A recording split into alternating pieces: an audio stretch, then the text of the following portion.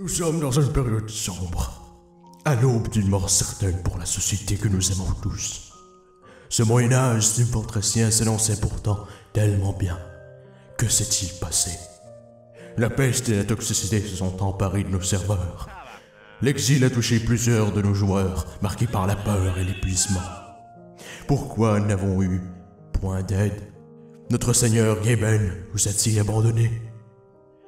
Dans ces moments sombres, plusieurs voient la terre promise, Overwatch, comme une solution. Mais d'autres trouveront la rédemption et la renaissance dans le compétitif. Oh my god.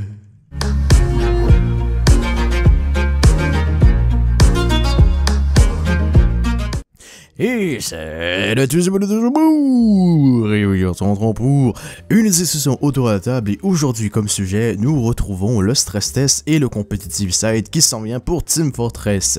Donc voilà, donc j'aimerais bien d'abord commencer cette vidéo en vous disant que cette vidéo ne respectera pas la règle que je me suis fixée sur le temps de limite de vidéo, pour la simple raison que j'ai quand même beaucoup de choses à vous parler et j'ai surtout envie de juste ramble sur le sujet. Donc j'ai juste vraiment envie de parler juste comme ça, entre amis, j'ai envie de dire. J'ai pas envie de faire de gros montages ni de m'écrire un texte pour quelque chose comme ça. En gros, voilà. Peut-être que pour les autres, ça va être pour les autres discussions autour de la table, bien sûr, il y aura un texte ou quelque chose où je vais beaucoup faire de montage pour raccourcir la vidéo. Mais pour celle-ci, ça va être une discussion très classique. Donc voilà. Bref, pour commencer, commençons avec l'avis que j'ai sur le compétitif en général et sur le stress test qui est arrivé il n'y a pas très longtemps, les deux derniers stress tests auxquels j'ai participé. Le premier auquel j'ai participé a juste été quelque chose de fantastique et de magique et de magnifique. J'ai adoré le sentiment de competitiveness qu'il y avait sur TF2. J'ai adoré le fait qu'il n'y ait aucune random crit. J'ai adoré le fait qu'il n'y ait pas de spread damage. Sérieusement, ça a été... Oh mon dieu, ça m'a ramené à de bonnes vieilles époques quand je faisais du compétitif avec mes amis. Et j'ai hâte de voir qu'est-ce que ça va donner avec ma nouvelle petite team.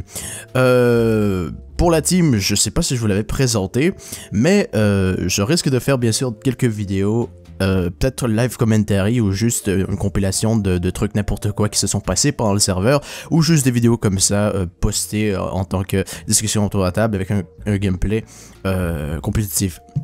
Donc pour la team que j'ai en ce moment, j'ai mis 6 personnes. Et si jamais on fait des live commentary, on risque de parler en anglais, pour la simple raison que notre médic est un anglophone, il est américain, un très bon ami, c'est le médic qu'on avait dans mon ancienne team, avec qui on est resté amis, avec qui on continue à parler, et c'est ça, donc en fait, on a notre médic qui est Not So Comfy Sofa, vous l'avez sûrement dans mes trucs d'amis là sur YouTube. Et donc lui, si vous pouvez le voir si vous voulez, il fait des Gmod, voilà, c'est amusant, c'est le fun, j'aime bien. Ensuite, on a nos scouts qui sont Captain Pyro de Player 3 et Willstock en fait. Ça c'est un petit nouveau, donc il risque de se faire défoncer, mais on est là pour avoir du fun. En gros là, sérieusement, il sait jouer quand même, voilà, c'est pas un noob qui sait pas où est-ce qu'il va, il sait comment le jeu fonctionne, il doit juste un peu plus s'entraîner, c'est ça que je veux dire. Et de Captain Pyro de Player 3, c'est un ami que j'ai depuis quelques années déjà, que j'ai connu grâce à Player 2. Et c'est ça en fait, c'est un très bon ami, il me fait des lifts parfois quand j'en ai besoin. On n'a pas pu vraiment cette session parce que nos horaires sont un peu différents, mais c'est pas grave. Finalement on a, non pas finalement, on a nos deux soldiers, donc il y a moi et il y a un autre, il y a un autre ami que je sais pas quel pseudo je devrais lui donner. Je vais l'appeler Left for Muffins parce que c'est toujours ça, c'est le nom qu'il a mis sur son YouTube, qui est un très bon ami que j'avais au secondaire. J'ai hâte de voir à quoi ça va ressembler notre affaire. Et bref, voilà. Donc lui, ça va être le roaming, moi je vais être le pocket. Et finalement, on a Player 2 qui est le fameux Demoman. Et oui, donc le Demoman, j'ai hâte de voir comment il va se démerder. Player 2 est un très très bon joueur en démo et en sniper. Donc j'ai vraiment hâte de voir qu'est-ce que ça va ressembler à notre affaire. Sauf que pour les games, on sait pas vraiment comment ça va marcher, vu que nos deux scouts n'ont pas vraiment le même horaire que nous. C'est un petit peu plus compliqué, et Wilstock n'a pas vraiment le temps de s'entraîner non plus. Bref, on risque peut-être, à la place d'avoir une team de 6 personnes, on risque d'être 6 et 4, on risque d'être 4 personnes, peut-être en match. On sait pas encore, 4 ou 3, bon c'est pas grave de toute façon. J'imagine que ça va être comme le système de ligue pour la faire. Bref, voilà. Donc ça c'était la team, et pour mes avis sur le stress test, donc oui j'ai vraiment adoré ça. Il y a beaucoup de choses qui ont bien sûr changé depuis le premier stress test que je n'ai pas pu malheureusement participer, mais pour le deuxième il y avait beaucoup de bug fix qui avaient été corrigés, il y avait beaucoup de trucs à ce que j'ai compris dans le niveau de balance, donc mon expérience a quand même été vraiment sympathique. Pour l'instant, la sensation qu'on a, c'est la même que plusieurs ont décrit pour le premier stress test. C'est une espèce de pub, sauf que on a un sentiment un peu plus de compétition, et c'est beaucoup plus organisé qu'autre chose. Donc moi j'aime bien et j'adore cette affaire-là pour la simple bonne raison que ça change vraiment des pubs serveurs où tout le monde se chie dessus, et tout simplement où on a du fun en fait, on est coordonné, on fait tout ce qu'on veut. Sinon, pour ce qui est dans le mauvais côté des choses, mais bien sûr, vu que c'est encore en bêta, ça risque de changer dans des semaines qui vont venir, c'est surtout avec le niveau des weapon ban, pardon, qui n'existe pas encore, et des classes limites. Pour la simple raison, tout le monde peut aller medic s'ils veulent, voilà, donc ça, je trouve ça un petit peu con, mais bien sûr, c'est encore en bêta, donc c'est normal que tout ça soit pas encore sélectionné. Faut bien savoir que le site compétitif, donc le monde qui travaille sur ça, ont une collaboration avec plusieurs joueurs compétitifs, et bon, l'un des plus connus qui est Banni, qui lui nous donnait beaucoup d'informations quand l'affaire était encore en close beta, avant que les stress tests sortent, et c'est quand même le fun de voir que il y a quand même une petite coopération entre joueurs et entre développeurs pour ce grand projet. Bref, voilà, donc en gros, personnellement, c'est ça pour l'instant les trucs que j'ai trouvé sur le stress test. Il y a aussi, faut bien savoir pour ceux qui veulent jouer en stress, dans le compétitif, ça va venir plus tard, c'est que Valve ne supportera plus DX8, DX level 80, oui, pour ceux qui mettent ça pour beaucoup plus de frame, oui c'est ça, de frame en fait, pour être capable de mieux jouer sur TF2. Ça sera pas supporté pour le compétitif, vous devrez jouer en DX level 90 pour pouvoir jouer à TF2 en compétitif. Je trouve ça un petit peu con, mais bon, voilà, c'est eux, c'est Valve. Moi je suis d'accord, tant qu'ils vont, bien sûr, optimiser le jeu, parce que si le jeu n'est pas optimisé, ça servira absolument à rien. Bref, voilà. Donc, comme je l'avais dit dans la petite intro bizarre que j'ai faite, donc, d'accord, cette partie-là, ça en ira dans le montage, parce que j'étais en train d'enlever mes souliers, j'arrivais pas à les enlever, bref. Bref, pour l'intro que je vous avais montré il y a quelques secondes, on a vu une petite période un petit peu tristonnette, même si les nouvelles updates ont quand même apporté beaucoup de nouveautés et beaucoup de fraîcheté à TF2. C'est quand même... l'exemple que je vous avais donné, l'espèce de Moyen-Âge de Team Fortress, qu'on est en train de le vivre. Pour ceux qui ne savent pas, dans notre histoire de l'humanité, eh bien, on a bien sûr l'Antiquité, qui était une période très magnifique, avec les Grecs et tout le bordel. Et dans le Moyen-Âge, on avait plusieurs parties du Moyen-Âge, je crois que c'est à la fin du Moyen-Âge, qui est le Haut Moyen-Âge, si je me trompe pas, si je dis pas de conneries. C'est la période où il y a la grande peste qui arrive, et tout simplement, tout le bordel s'est rendu triste, et c'est comme une grosse période sombre pour les personnes de l'époque. Même si, pour l'histoire, ça a vraiment été une période très importante de notre vie. Et c'est un petit peu la même chose qui se passe en ce moment avec TF2. On est en train de vivre cette période-là. Où est-ce que c'est un petit peu sombre, ça marche pas trop bien, tout le monde se fait chier, tout le monde s'est épuisé d'avoir juste les mêmes merdes et que les Random Crit existent. Mais, en sachant qu'il y a la Renaissance qui s'en vient, on est en petite période de transition. Il faut bien savoir que la Renaissance aussi n'est pas une période historique, c'est une espèce de transition entre deux périodes, voilà, ça c'est pour votre culture personnelle. Et en fait, nous on est en train de vivre cette petite période de transition qui est en ce moment avec le stress test et avec le competitive site qui s'en vient. La Renaissance s'en vient avec ça et j'ai hâte de voir qu'est-ce que ça va donner. Et j'ai hâte de voir de quoi vont l'air l'époque moderne de TF2. Donc on va un petit peu se projeter là-dedans pour peut-être imaginer qu'est-ce qui va se passer. Donc, le compétitif, c'est une période de transition en ce moment pour TF2. Et pour moi, c'est une très très bonne chose. Malheureusement, Valve n'y a pas pensé avant. Parce que oui, c'est quelque chose de beau, mais ça aurait été bien de l'avoir beaucoup plus tôt. Pourquoi? Parce que pour la simple raison que la majorité des jeux qui ont été considérés et faits pour devenir compétitifs, bon bien sûr ont des prize pools énormes et ont une scène de spectateurs énormissime aussi, mais il faut bien savoir qu'en même temps, on aura, par exemple, quand nous on dira à tout le monde, hey, regardez nous autres, on va voir du compétitif, c'est quelque chose, c'est fou, il faut que tout le monde vienne voir ça. La majorité du monde vont faire, ok, c'est bien, mais je veux dire, ok, bon, voilà, qu'est-ce qu'on s'en fout? Il y a d'autres jeux qui l'ont déjà, comme CSGO ou comme Dota. Voilà, donc malheureusement, ça c'est un petit problème. C'est juste un bonheur qui se réfléchit pour notre communauté, mais pas pour l'entièreté du monde, parce que l'entièreté du monde, ça s'en contrefiche. Ils ont sûrement d'autres jeux compétitifs qu'ils aiment bien comme League, Dota, Counter-Strike et bien d'autres, voilà. Ah oui, donc le compétitif, je suis en train de relire mon lettre, désolé.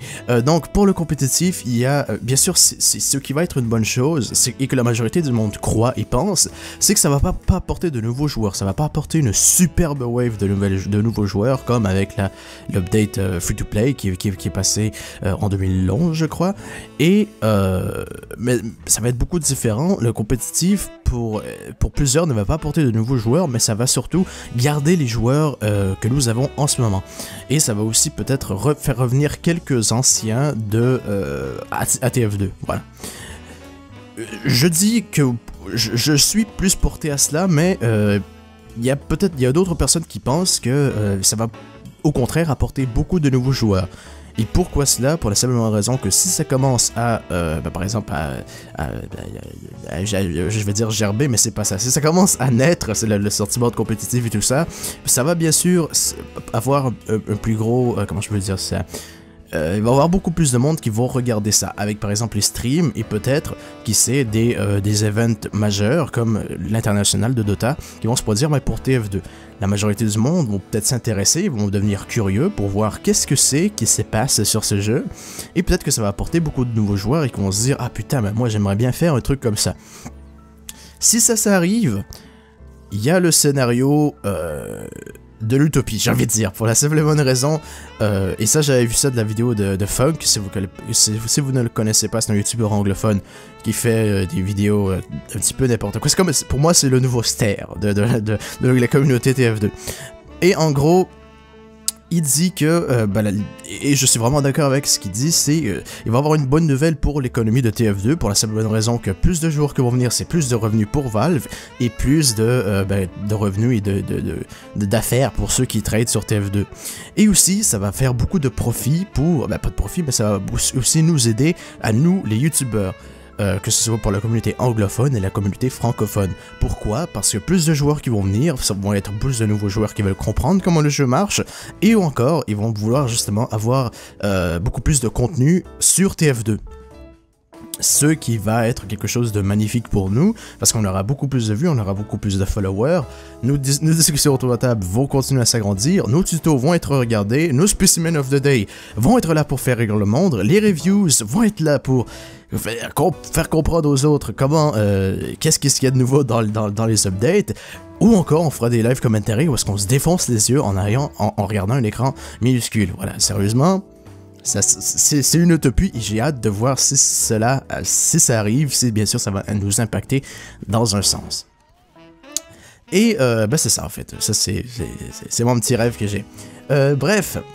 Ah oui, il y a un autre sujet qu'il avait en fait précisé dans sa vidéo, c'est que s'il y a plus de monde qui viennent, eh bien ça va faciliter d'autant plus les updates Valve, parce que vous pouvez savoir que Valve depuis quelques temps se fiche un petit peu des updates qu'ils nous mettent. J'exclus bien sûr ici celles avec les contrats, donc Gold Metal et Tough Break, et les grosses updates où est-ce qu'il y a eu les Weapon Balance. Si ça continue, on aura peut-être bien sûr de nouvelles thématiques, de nouvelles idées que Valve vont pouvoir exploiter, et qui sait, même si Gaben le veut, peut-être qu'on aura aussi une grosse update niveau optimisation, parce qu'on sait très bien que le jeu est juste injouable pour le moment. Ça c'est aussi un truc que Funk avait précisé dans sa vidéo, et dans laquelle je suis quand même assez d'accord avec le sujet. Et finalement, ça c'est le dernier petit truc que j'aimerais aborder, c'est surtout avec le système du compétitif. Parce que je vous ai parlé bien sûr des side effects, de qu'est-ce qu'il pourrait y avoir si il y a beaucoup de monde qui viennent, mais qu'est-ce qui se passe aussi, qu'est-ce qui pourrait bien se passer pour le niveau de la compétition et dans le travail qui va se faire entre joueurs et entre développeurs. Eh bien, comme je l'ai dit, il faut bien que Valve, et pour l'instant ça se passe bien parce qu'ils travaillent bien ensemble pour faire quelque chose de très bon comme Dota ou CSGO, et si ça va très bien, ça serait bien de voir que Valve s'intéresse, comme je vous l'ai dit, de faire peut-être un tournoi majeur comme l'international, mais pour TF2, qui serait quelque chose de magnifique chez Valve. Mais il faut bien sûr que ça naisse de chez Valve et aussi que nous battions pour que nous ayons quelque chose comme ça. Et un autre problème, c'est que pour qu'on ait ça, bien sûr, il faut qu'on ait beaucoup plus de vues. Comme je vous l'ai dit plus tôt, je crois, il faut que nos streams, il faut que tous les events à lesquels TF2 va être promu, il faut que ça soit quand même vu. Pour la simple raison que si ça ne l'est pas, il va malheureusement, les sponsors ou la majorité du monde ne viendront pas pour tout simplement aider à un gros projet pour TF2. Et c'est ça que je vous ai dit en fait, il va falloir en fait en gros garder la scène compétitive divertissante pour tous les spectateurs et pour tous les joueurs, pas seulement les joueurs mais tous les spectateurs aussi. Et aussi, ça c'est le dernier truc que je vais aborder avant de vous quitter, c'est j'aimerais savoir aussi comment Valve va se démerder avec les Smurfs, parce que vous savez que chaque jeu compétitif va avoir un Smurf.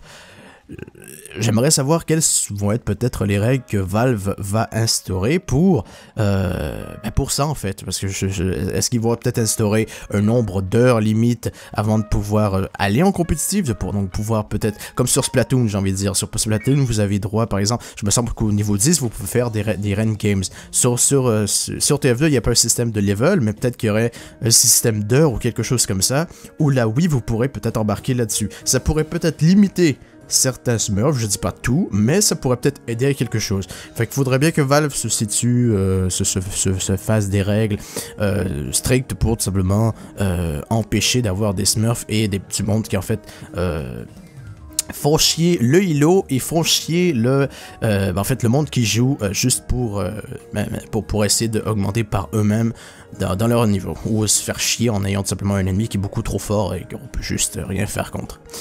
Donc voilà, donc j'ai bien fait le tour pour cette vidéo.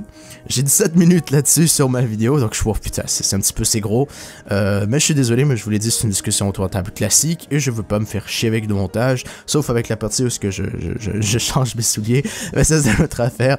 Bref, voilà, chers amis, donc j'espère que cette vidéo vous aura plu. Bien sûr, prenez soin de vous. J'ai pas de questions du jour, donc voilà, vous mettez ce que vous voulez dans les commentaires, tant que c'est constructif et que vous avez quelque chose à dire. Voilà, donc sur ce, je dis bye bye, j'espère que cette vidéo vous aura plu. N'oubliez pas qu'en pyro, en cliquant sur mouse 2, vous avez 20% de votre... non, 20 points de vie qui vous sont restaurés et vous avez sauvé une vie en éteignant quelqu'un.